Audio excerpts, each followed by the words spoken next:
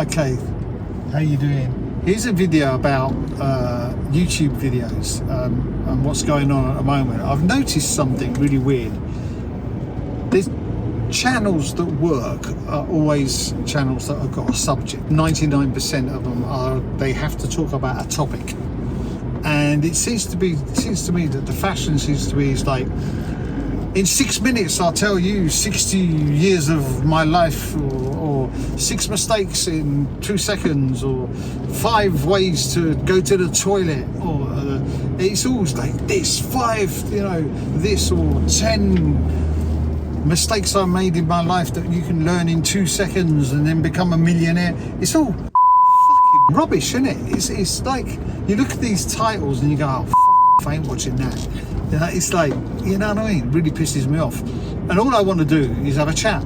I mean, the best YouTuber for me, the best YouTuber that didn't have a niche, right, is Casey Neistat. 12 million subscribers. Didn't have a niche. All he did was, he filmed every day. He filmed his life, and he sort of had like a little subject for each day. He would go out and do something, and he'd find, there would be a subject of the video. But it was, people eventually started coming to the videos for him, not for any kind of niche or any kind of subject. That's what I noticed about him anyway. And there's not many people who are able to do that. Most people have to find a niche. And it's quite funny because there's a couple of guys I watch that are quite good, but their channels are all about, their channels had subjects. I think one was a video maker, the other one was a video editor, and he was doing tutorials, like me on my other channel, doing tutorials on a program, right, for editing videos. And then all of a sudden he discovered, he did a video about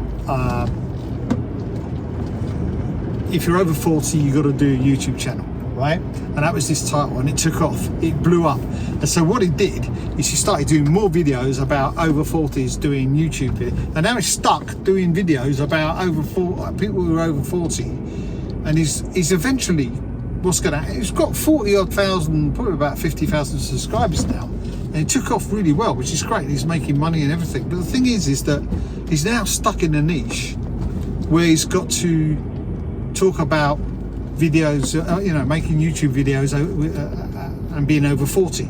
That's his niche, yeah. And I just don't want to do that. I just don't want to be stuck in a niche where I talk about, socks or shoes or something, And it just annoys me. It just annoys me, all these channels where they're stuck in a niche and have to talk, and they're desperately trying to find the next subject to talk about instead of just going on about anything. They're just sort of stuck on one subject, which I find I wouldn't do. So I'm not gonna, even if I have a video that suddenly takes off because I talked about some subject, I'm not going to go down that road. I mean, I've got prostate cancer to talk about, fasting to talk about, I've got weight loss and stuff, doing paddleboarding, living in the south of France, Corsica. These are all different subjects that I can't put in one niche, and I don't want to put in one niche. So I'm going to have to try and make a channel where people follow me for me, and just me being stupid or talking about something basically.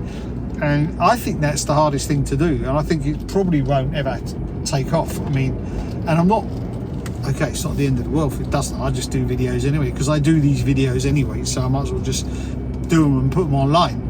So like I've said in my videos before, I've been doing this for 12 years now, and I've got all the videos. I must have thousands of videos of me. It's a diary. And like my daughter said, oh, you invented the vlog, in 2011. I probably didn't, but she said that. And then she started vlogging and became really successful. So I should have done it 10 years ago, but anyway, it doesn't matter. It's not my point. Is I'm not really bothered about being a successful YouTuber. That's not what I'm doing it for. I'm just doing it because it's something, it keeps me busy, keeps me video editing, although my editing is on this channel is very, very basic because I can't be bothered. I mean, I do all the editing on my other video. I've got zoom ins and zoom outs and the tutorials. They're not the best videos in the world, but they are edited, whereas this one is just, I just put the camera on, talking, and try and fix the sound a bit and make sure it's audible, so you can listen, you can hear it, audible. You say that? I can't remember. yeah, that's going to be another subject, is how you lose your own language. When you living in a foreign country and you speak a foreign language for a long time, you kind of like learn a new language, you speak it a lot, you become quite proficient in that language, although it's not your own language. But then you start speaking your own language very mediocrely, very badly, and so you don't speak either language that brilliant. You're not very, you know, eloquent. No, how do you say it? Very, you can't express yourself that well in either language. You know, as you can see, I can't express myself very well in English, but it's the same in French. I'm kind of like, I'm very average at two languages. I'm fluent, but I'm average, you know. I'd like to be fluent and really good, but I'm not. So I have to try and make progress on that, you know. And it's a bit strange speaking two languages is weird, and you sometimes get a bit, I wouldn't say rusty, well, you do get rusty actually. You get rusty at first, you get really rusty, and you have trouble trying to speak both languages. Now I can jump between both without too much trouble. But when I speak English, I kind of like get a bit, you know, I put French ways of saying things in English, because my brain just sort of like thinks of something, but it's in a French way of doing it, and then I'll just say it in English and it'll come out really weird. Anyway, that's another subject. Anyway, I hope you enjoyed this video, and I'll talk to you soon. Ciao.